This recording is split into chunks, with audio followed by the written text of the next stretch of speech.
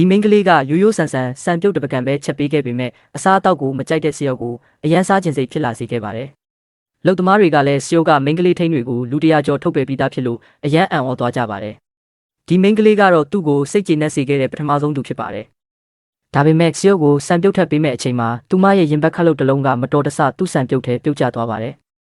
အရန်ရှက်ပြီးစိတ်မကောင်းဖြစ်သွားတဲ့မိန်းကလေးကကိုယ်တိုင်အလုတ်ထုတ်ခံရတော့မယ်လို့ထင်ပြီးကိုယ့်အခန်းကိုချက်ချင်းပြန်ပြေးသွားပါတယ်။နောက်ထပ်အရှက်မဖြစ်အောင်ဆိုပြီးကိုယ်တိုင်အလုတ်ထွက်ဖို့ဆုံးဖြတ်ပြီးအထုပ်ပိုးတွေစုစည်းနေခဲ့ပါတယ်။ဒါပေမဲ့အိမ်ထင်းကရှုပ်ကညနေပိုင်းမှာလည်းသူမချက်တဲ့စံပြုတ်ကိုတောက်ချင်သေးတယ်လို့စာတူပေးပို့လာပါတယ်။အလုတ်မထုတ်ခံရတော့ဘူးဆိုတာသိရတော့မိန်းကလေးကအရန်ပျော်သွားပါတယ်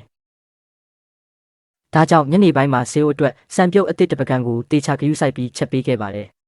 စံပြုတ်ကိုစားပြီးနောက်အိတ်မပျော်ယောဂနဲ့9နှစ်ကြာခံစားနေရတဲ့ချီကပထမဆုံးအကြိမ်အေးချမ်းချမ်းအိတ်ပျော်နိုင်ခဲ့ပါတယ်။အဲ့ဒီအချိန်မှာအိမ်နဲ့အခန်းတိုင်းမှာလုံခြုံရေးကင်မရာတွေတက်ထားတာကိုစီကမှတ်မိသွားပြီးမိန်းကလေးခန်းကကင်မရာကိုပိတ်ဖို့ဆုံးဖြတ်ခဲ့ပါတယ်။ဒါပေမဲ့မတော်တဆသူမကတငယ်ချင်းနဲ့ဖုန်းပြောရင်းဟာတာပြောနေတာကိုကြားလိုက်ပါတယ်။မိန်းကလေးကစားကိုလက်ထပ်ပြီးငွေကြေးလွတ်လပ်တဲ့ဘဝကိုရဖို့အတွက်မိန်းကလေးထိန်အဖြစ်လာလောက်တာပါလို့ပြောလိုက်ပါတယ်။ဆရာကအဲ့ဒီစကားကိုအမှန်တိုင်းယုံကြည်သွားပြီးသူ့အယမ်းမုန်းတဲ့လူချမ်းသာကိုအားကိုးတဲ့သူတွေကိုတတိယသွားပါတယ်။ဒါကြောင့်ဖုန်းပိတ်ပြီးခြင်းပဲဆရာရဲ့အကူအညီပေးသူကနေအလုတ်ထုတ်ခံရကြောင်းအတိပေးစာရလာပါတယ်။မိန်းကလေးကအံ့ဩပြီးနားမလည်ဖြစ်ပေမဲ့အထုပ်ပိုးတွေစူးစီးပြီးထွက်ခွာသွားရပါပဲ။နောက်လုံသမားမိန်းကလေးတစ်ယောက်ကသူမလည်းစံပြုတ်ကိုအရသာရှိအောင်ချက်နိုင်တယ်လို့ပြောပါတယ်။ဒါပေမဲ့ဆရာကသူမချက်တဲ့စံပြုတ်ကိုမြင်လိုက်တာနဲ့စားခြင်းစိတ်ပျောက်သွားပါတယ်။အဲ့ဒီကြောင့်မိန်းကလေးကိုပြန်ခေါ်ဖို့ဆုံးဖြတ်လိုက်ပါတယ်။တစ်ချိန်တည်းမှာပဲမိန်းကလေးကအိမ်ပြန်လမ်းမှာအထုပ်ပိုးကိုဆွဲပြီးလမ်းလျှောက်နေရပါတယ်။စီးရဲ့အိမ်ကဝေးလွန်းလို့တက်စီမရနိုင်ပဲလမ်းလျှောက်ပြန်ရတာပါ